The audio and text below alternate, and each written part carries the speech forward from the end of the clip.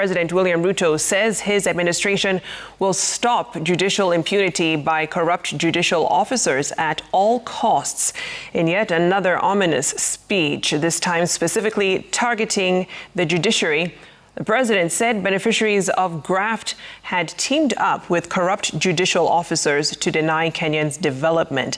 Well, the president, who has had two of his pet projects in universal healthcare and affordable housing temporarily stopped by the courts, said his government would not allow this to continue. It was the second time in 3 days that the president was touching on a matter before court, with his statements in Nyandarua more specifically targeted. Stephen Leto with the details.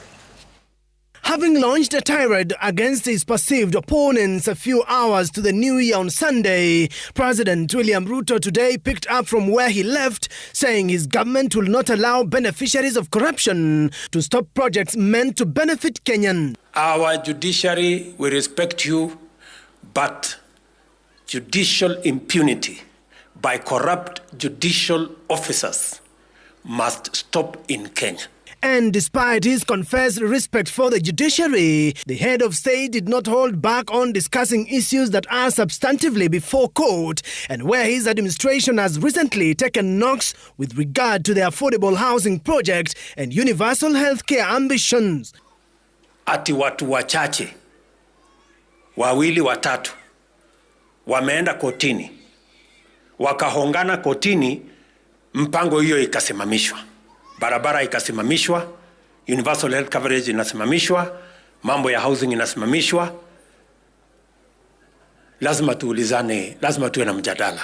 President Ruto saying as much as 50% of NHIF funds were stolen by corrupt individuals wanted to halt changes to healthcare by use of the court system so that they could continue benefiting. President Ruto directed the executive to defy orders that disenfranchise the country's development agenda. Ile barabara ya Ihithe munataka tujenge ama munataka tungoje mpaka judiciary watuambie tujenge?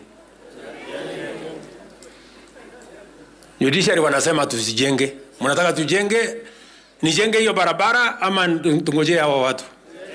Tujenge barabara? Bwana Mbogwa, wewe bwana PS, weka pesa ya hiyo barabara tuanze kujenga.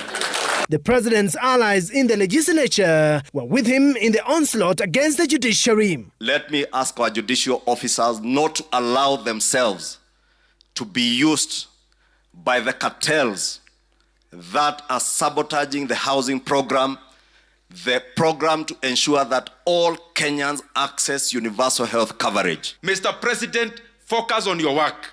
All these naysayers in opposition waendelee kufanya kazi yao ya checking government, lakini maneno ya maandamano ya kuharibu mali ya wananchi, hiyo tumekataa kabisa. The president also told of the opposition following its threats to call for another round of mass protest over the tax laws.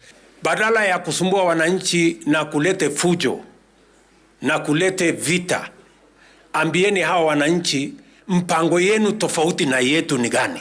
The president was in Jambini, Nyandarua, for the funeral service of Michael Maigo Aweru, the father of Senator John Methu. He told the residents that the country's economy was headed in the right direction despite the harsh taxes. Stephen Leto, Citizen TV.